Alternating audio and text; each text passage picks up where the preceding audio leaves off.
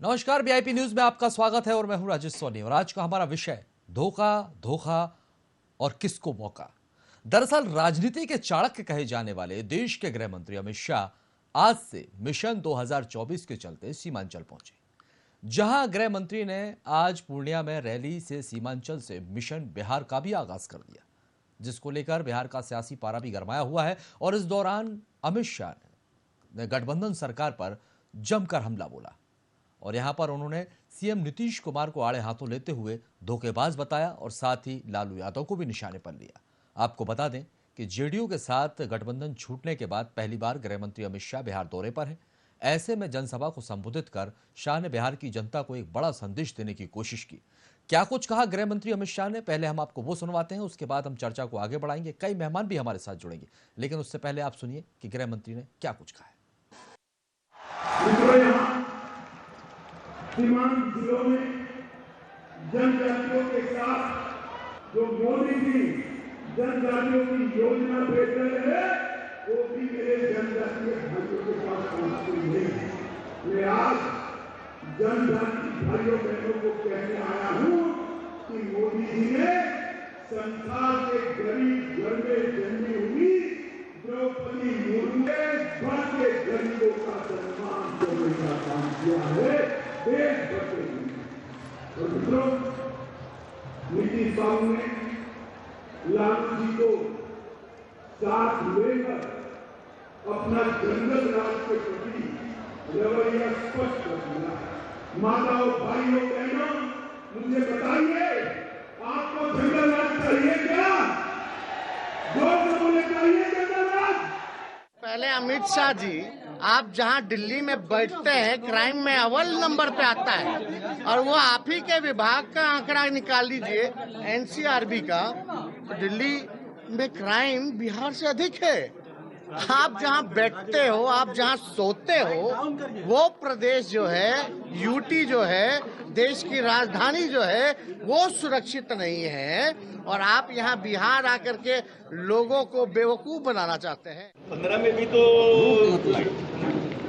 अमित शाह और क्या नाम है, हमारे माननीय प्रधानमंत्री जी का कार्यक्रम हुआ ही था। विधानसभा के चुनावों में लोगों ने तो देखा ही है उसका भी रिजल्ट। माहौल बनाने की कोशिश की जा रही है, लेकिन माहौल बन नहीं पाएगा ना, क्योंकि यहाँ पर मुख्यमंत्री जी सबको साथ लेके चलते हैं। यहाँ पर विभाजनकारी पॉलिसी यहाँ चल नहीं पाएगी, पॉलिटिक्स। और बिहार की जनता ने कभी भी इस तरह के लोगों को प्रश्रय नहीं दिया है।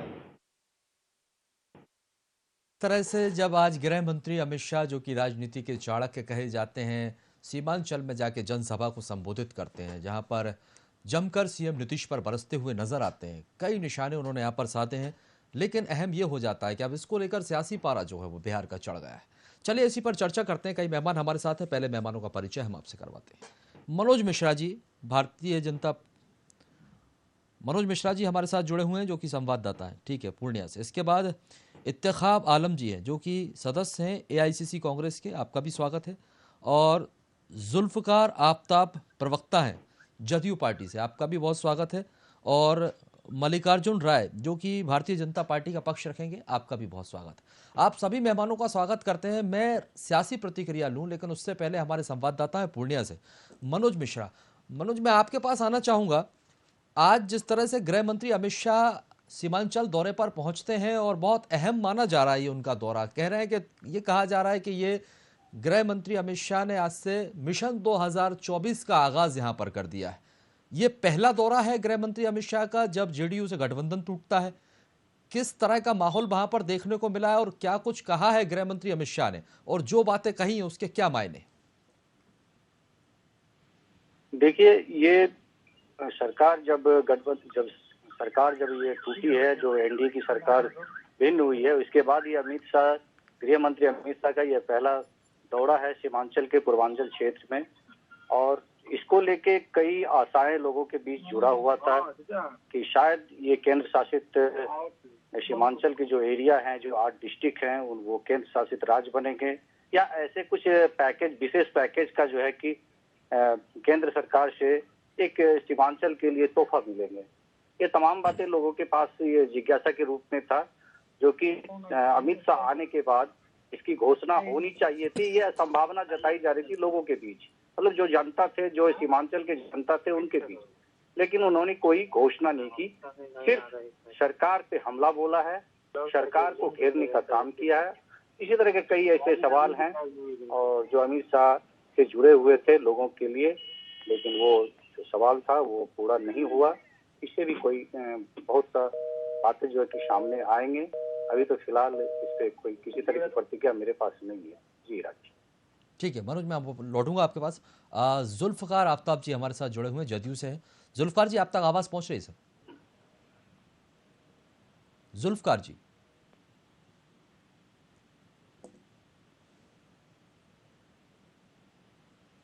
जुल्फकार जी, आप सुन पा रहे हैं? हेलो जुल्फकार जी, आप तक मेरी आवाज पहुंच रही है? जी, पहुंच रही है। जी, मेरा आपसे सवाल यह है कि आज देश के गृह मंत्री अमित शाह वहां पर पहुंचे हैं।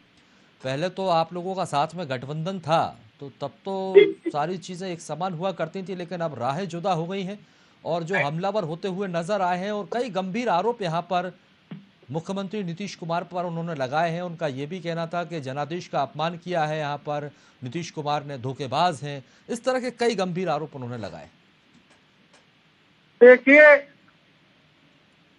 अमित शाह को तो कोई ना कोई बहाना चाहिए बोलने के लिए, लेकिन जनता का जो मांग था कि बिहार को विशेष राज्य का दर्जा मिले, उस मांग पर अमित शाह जी चुप्पी साध लिए।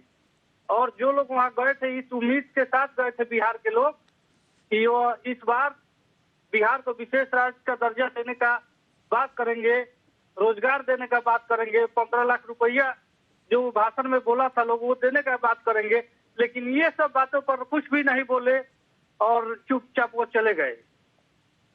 यहाँ पर हिस्सा, ठीक है, यहाँ पर गृह मंत्री अमित शाह ने कहा है कि जब हमारी सरकार हुआ करती थी, जब बीजेपी के साथ आपका गठबंधन था, 1.35 लाख करोड़ रुपए जो कि सरकार की तरफ से दिए गए हैं, केंद्र सरकार की तरफ से, इसका हिसाब मांगने की बात यहाँ पर वो कहते हुए नजर आए कि सीएम नीतीश कुमार को इसका हिसाब देना चाहिए।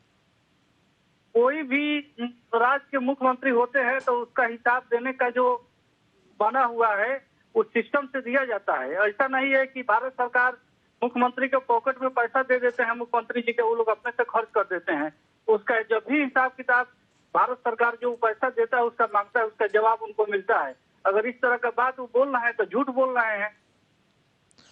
उनका ये कहना है कि लालू प्रसाद यादव के साथ मिलकर उनकी पार्टी के साथ गठबंधन कर कर कहीं ना कहीं उन्होंने अपनी कुर्सी बचाने का काम किया है। क्या किसी बात का डर था? क्या कुर्सी जाने वाली थी? किस बात का डर था जिसको लेकर ये फैसला नीतीश कुमार को लेना पड़ा? कुर्सी बचाने का काम और कुर्सी खसकाने का काम ये भाजपा का लोग करता है।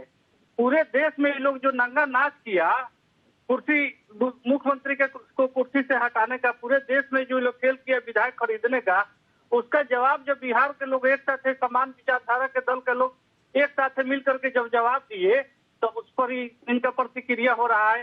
तो जहां जहां ये विधायक खरीद करके अपना सरकार बनाए हैं तो उस पर क्यों नहीं सफाई देते हैं अमित शाह? उनको इस पर बोलना चाहिए था। ठीक है, मैं मल्लिकार्जुन जी के पास आना चाहूंगा जो कि भारतीय जनता पार्टी से हैं। मल्लिकार्जुन जी, आप तक आवाज पहुंच रही है?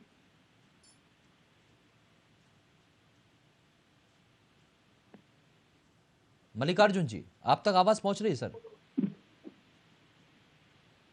राय साहब, क्या आप सुन पा रहे हैं?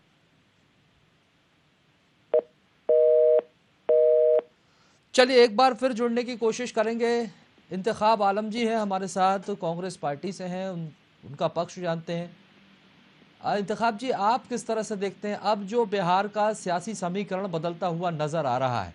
हालांकि आप पहले भी विपक्ष में थे, अभी भी विपक्ष में ही हैं, लेकिन अब ये जो देखने को मिला है कि जो बीजेपी और जदयू का गठबंधन टूटा और इसके बाद गठबंधन की सरकार वहाँ पर बनती हुई नजर आई और आज गृह मंत्री अमित शाह वहाँ पर पहुंचकर हुंकार भरते हैं। आपको लगता है कि गृह मंत्री अमित शाह वहाँ पर पहुँचते हैं सीमांचल में, और क्या ये जदयू के कोटे में बड़ी सेंधमारी करने में बीजेपी को कामयाबी मिलेगी?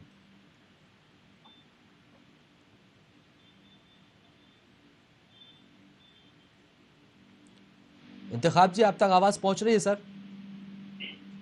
हाँ, जी, हेलो। ठीक है, आपने मेरा सवाल सुना कि मैं सवाल को एक बार फिर से दोहराऊं? नहीं नहीं, आवाज आप मेरी आवाज आ रही है जी, आपको? मैं आपको सुन पा रहा हूं सर। आपकी आवाज, मेरी आवाज आ रही है? जी, मुझे आपकी आवाज मिल रही है, मैं आपको सुन पा रहा हूं। हाँ ठीक है, एक एक बार जरा सवाल आप कह दें। मेरा सवाल यह है कि आज गृह मंत्री अमित शाह सीमांचल पहुंचते हैं जी। और एक बड़ा संदेश देने की कोशिश उन्होंने की है। अब आपको क्या लगता है, क्योंकि अब जदयू और बीजेपी की राहें जुदा हो चुकी हैं, तो इससे किस तरह का समीकरण बनता बिगड़ता नजर आ रहा है आपको बिहार की सियासत में? देखिए, एक चीज तो बिल्कुल क्लियर कट हम आपको कहना चाहते हैं कि अमित शाह जी का जो प्रोग्राम आज था, उसको लेके चर्चाएं थी कि केंद्रीय गृह मंत्री आ रहे हैं और सीमांचल को एक तोहफा मिलेगा, वो नहीं मिल सका। दूसरी चीज ये कि आपको पूरा भाषण उनको अगर आप सुनेंगे तो लालू जी और नीतीश जी के इर्द गिर्द घूमता रहा। वो कभी लालू जी को दोषी ठहरा रहे हैं, कभी नीतीश जी को दोषी ठहरा रहे हैं। हम कहना चाहते हैं कि आप भारत सरकार चला रहे हैं और बॉर्डर पर का इलाका है, ये बांग्लादेश और दूसरे राज्यों का भी सरहद है, नेपाल का भी सरहद है यहाँ पे। और तो आपने कोई हो सकता है कि कल के इसमें एपिसोड में उन्होंने रखा हो, क्योंकि किशनगंज में ऑफिशियली मीटिंग है, लेकिन हम आपके माध्यम से उनको कहना चाहते हैं कि आज पूर्णिया में पूरे तरीके से कोई एयरपोर्ट नहीं है, लेकिन उन्होंने कहा कि हम पूर्णिया में एयरपोर्ट बना दिया और लोग आना जाना चालू करें और गरीब का लोग यहाँ से 7-8 जिला का लोग जो है पटना और बागडोगरा नहीं जाएगा।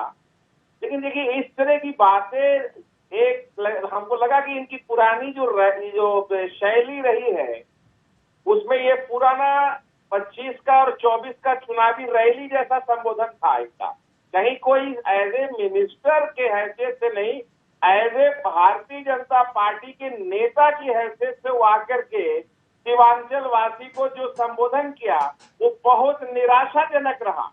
और उसमें कहीं ना कहीं उनका पूरा ये मामला चुनावी स्टंट डिक्लेयर रहा। निश्चित रूप से, क्योंकि आप जो कह रहे हैं कि चुनावी मामला यहाँ पर बन जाता है, लेकिन यदि बात करते हैं जंगल राज जैसे गंभीर आरोप लगाए जा रहे हैं कि जब सुशासन था, जब भारतीय जनता पार्टी के साथ गठबंधन हुआ करता था, एनडीए से गठबंधन था, तब बिहार के अंदर सुशासन था, लेकिन जैसे ही गठबंधन खत्म होता है तो बिहार में फिर से जंगल राज की शुरुआत हो जाती है। हाँ, ये उनका अपना सोच है, लेकिन सच्चाई ये है कि उनके पास कोई पूंजी नहीं है। एक्चुअली क्या है कि रिएक्शनरी जितना चीज होता है वो सब भारतीय जनता पार्टी अपने झोले में लेके चलती है, और वो रिएक्शन को जमा करके वैसे वैसे जगह अपना चुनावी स्टंट क्लियर करने के लिए, चुनाव जीतने के लिए वैसे मसौदे कभी उठा देती है। तो वही आज के तारीख में कहीं कोई जंगल राज की बात करता है। कल वो साथ में थे, स्वास्थ्य विभाग कितना बिगड़ा था ये पूरा बिहार जानता है। वहाँ कहीं ना कहीं कोई जंगल राज की बात नहीं है। आज आप ट्रैक रिकॉर्ड उठा के देखेंगे तो देश के अंदर जो एक तनाव जैसा जीवन रहा है, वो बिहार में पिछले कई सालों से नहीं रहा है। और नीतीश जी एक सक्षम नेतृत्व के योद्धा हैं और वो पूरा समाज, पूरे बिहार के तमाम जातीय संप्रदाय को लेकर चलने की शक्ति रखते हैं। इसीलिए आदरणीय हमारे लेकिन एक गंभीर आरोप लगाए जा रहे थे आप सभी लोगों की तरफ से कि वहां पर गृह मंत्री अमित शाह, एक मिनट सर इत्तेखाब जी, जातिवाद का कार्ड खेलेंगे, जाति की राजनीति करवाएंगे, लेकिन इस विषय पर तो वो कुछ नहीं बोले। देखिए, अमित शाह जी जो बोले हैं वो उसमें सिर्फ इतना ही है कि उन्होंने कहा कि नीतीश जी खंजर भोंका है, उन्होंने पीठ में छुरा मारा है। सच्चाई ये है कि जितने दबाव में नीतीश जी पूरे शासन में एक टर्म रहे, तो वो दबाव भी हमको उनके चेहरे से दिखता था। लेकिन जिस दिन भारतीय जनता पार्टी से वो अलग हुए, उन्हें कहीं ना कहीं एक ऐसा सुकून महसूस हुआ। हम समझते हैं, आपके माध्यम से उन्हें भी कहना चाहते हैं कि हमको लगता है कि जैसे भारतीय जनता पार्टी का दामन छोड़ा, उस रात उन्होंने बड़ा आराम से सोया होगा, नींद उन्हें खूब आई होगी, क्योंकि एक ऐसे लोगों के साथ ये चल रहे थे जो बड़ी बेचैनी महसूस कर रहे थे। आज के तारीख में वो बिहार वासी के हैसियत से तमाम लोगों को एक साथ ले चलने की शक्ति रखते हैं। आपका ये कहना है कि अब वो दबाव मुक्त हैं और अब अब लेकिन जो उनका नाम जो कहा जाता था सुशासन, अब सुशासन देखने को मिलेगा। दबाव के चलते वो काम नहीं कर पा रहे थे। नहीं, दबाव मल्लिकार्जुन जी, उनके पास धार्मिक दबाव रहता था। ठीक है। उनके मल्लिकार्जुन पास जी, दबाव कोई भारतीय राजनीतिक जनता नहीं। पार्टी में आप एनडीए के साथ जब गठबंधन था नीतीश जी का, तब काफी दबाव था बीजेपी की तरफ से उनके ऊपर, और यही वजह है कि वो काम नहीं कर पा रहे थे, जिसके चलते उन्होंने आप लोगों के से किनारा कर लिया। लेकिन बड़ा सवाल अब ये हो जाता है कि जो बातें जनता से की गई थी या जब आपके साथ गठबंधन था कि बिहार को एक विकसित राज्य बनाएंगे, अब उन दावे और वादों का क्या, क्योंकि अब राहें जुदा हो चुकी हैं। जी देखिए, हमारे पास एक मिनट रुक जाइए इत्तेखाब जी, मेरा मल्लिकार्जुन जी से सवाल है। जी, तो सर, जब तक आप बोल रहे थे मैं बीच में इंटरप्ट नहीं किया, तो उम्मीद है आप मुझे भी बोलने देंगे। सबसे पहले वीआईपी टीम को धन्यवाद, वीआईपी न्यूज की, मुझे अपनी बात रखने का मौका देने के लिए, और सभी दर्शकों को नमस्कार जी। पहली चीज, अमित शाह जी के कार्यक्रम में अभी जैसा बता रहे थे हमारे माननीय आलम जी कि उन्होंने राजनीतिक भाषण दिया या जो कुछ भी, तो वहां पे ऐसा कुछ था नहीं। और मुझे नहीं लगता कि फिलहाल कोई विधानसभा या लोकसभा का चुनाव है बिहार में। दूसरी चीज, जहां तक ये बता रहे हैं कि नीतीश कुमार जी एनडीए गठबंधन में काफी दबाव में थे, तो एनडीए गठबंधन टूटने के बाद जैसे कुछ न्यूज़पेपर्स की कटिंग अभी भी मेरे पास है, नालंदा में युवती ने खुदकुशी की, वैशाली में छात्रा से दुष्कर्म का वीडियो वायरल, कैमूर में दुष्कर्म के प्रयास से में नाकाम बदमाशों ने कुल्हाड़ी मारकर की युवती की हत्या। एक दिन की ये 3 घटनाएं हैं। गोलीबारी की जो घटनाएं हो रही हैं आपके सामने हैं। तो बिल्कुल नीतीश जी बिल्कुल थोड़ा सा फ्री हुए हैं अब। और दूसरी चीज, काम करने का जो है, सुशासन की सरकार और नौकरियों का जो वादा है इनका, तो अभी पटना में जो हुआ है छात्रों के साथ, जिस प्रकार का व्यवहार किया है इन लोगों ने, वो पूरे बिहार की जनता देख रही है। और इंतजार करिए, सन 2024-2025 का जनता आपको जवाब देगी। आरजेडी, जदयू, इन सबों को सिरे से नकार चुकी है जनता, और जनता इन लोगों को जवाब देगी आने वाले चुनाव में 2024-25 में। ठीक है, 2024-25 का आप जिक्र कर रहे हैं तो देखने वाली बात होगी, लेकिन कई गंभीर आरोप यदि जंगल राज के आप बिहार पर लगा रहे हैं। डिप्टी सीएम तेजस्वी जी को हमने यहाँ पर सुना है, तेजस्वी यादव का ये कहना है कि साहब दिल्ली तो आपसे संभलता नहीं है, वहां पर लॉ एंड ऑर्डर की जिम्मेदारी आप गृह मंत्री अमित शाह के हाथ में ही है, लेकिन वहां के हालात किस तरह से हैं ये किसी से छुपे नहीं है। आप दिल्ली को छोड़कर यहाँ पर बिहार की बात कर रहे हैं। लॉ एंड ऑर्डर में अब तेजस्वी जी किस प्रकार से दिल्ली की तुलना कर रहे हैं बिहार से, वो मेरी समझ से परे है।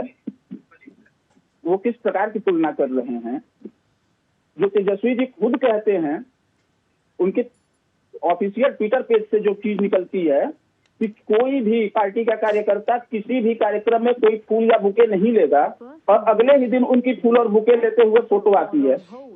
तो वो तेजस्वी जी किस प्रकार से दिल्ली की तुलना कर रहे हैं बिहार से, क्राइम रेट उठा के देख लीजिए आप। एनसीआरबी के आंकड़ों का जिक्र किया है, उन्होंने कहा है कि यदि वही तो बात है, आंकड़ों की बात आप कर रहे हैं और आंकड़ों की बात वो भी कर रहे हैं। उनका ये कहना है आंकड़े उठाकर देख लीजिए कि दिल्ली में हर दिन क्राइम रेट क्या है। बिल्कुल आप देख लीजिए, बिल्कुल देख लीजिए दिल्ली में क्राइम का रेट क्या है बिहार की अपेक्षा। जब से गठबंधन की सरकार बनी है राजद और जदयू की, क्राइम रेट उठा के आप देख लीजिए। सड़क पर दिन दहाड़े बीच बाजार गोली चल रही है। पटना में नौकरी के लिए गए छात्रों पर लाठीचार्ज हो रहा है। कोई माँ बहन सुरक्षित नहीं है, छात्राओं के साथ सामूहिक दुष्कर्म हो रहे हैं। जुल्फकार जी, मैं आपके पास आऊंगा सर। लॉ एंड ऑर्डर की स्थितियां बहुत खराब हो चुकी हैं बिहार के अंदर, और जब तक आप एनडीए के साथ थे तब तक तो सब कुछ ठीक चल रहा था, लेकिन अलग होते ही जंगल राज की शुरुआत वहां पर हो गई है। आए दिन क्राइम रेट जो है वो बढ़ता हुआ नजर आ रहा है।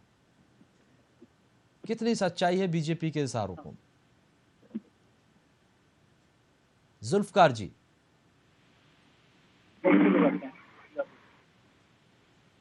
फिर फोन करेंगे तुम्हारे नंबर पर, तो चलाना चलाइएगा लोग में सब आदमी चलाइएगा। जुल्फकार जी, आप तक मेरी आवाज पहुंच रही है सर? जी पहुंच रही है सर। कई गंभीर आरोप है बीजेपी के। बीजेपी का यह कहना है कि जब तक एनडीए के साथ आप लोग थे तब तक तो ठीक था, आप दिल्ली का जिक्र कर रहे हैं, लेकिन बिहार के हालात किस तरह से? अभी अभी माहौल बहुत खराब हो गया। पिछले एक हफ्ते के जो क्राइम है उनका जिक्र यहाँ पर वो करते हुए नजर आए कि लगातार अपराध बिहार के अंदर बढ़ता गया है। बदमाश जो है वो बेखौफ हो चुके हैं, बेकाबू हो चुके हैं। अब आपसे बिहार के अंदर लॉ एंड ऑर्डर की जो स्थिति है वो संभल नहीं रही है। बिहार के किसी भी थाना में आप रिकॉर्ड उठा करके देख लीजिए कि पुलिस वाले को सरेआम हत्या नहीं किया गया है, लेकिन यूपी में इस ढंग का जहाँ भाजपा का सरकार है वहाँ पर खुलेआम पुलिस को थाना में घुस करके गोली मारा जाता है, डीएसपी का वहाँ पर हत्या होता है।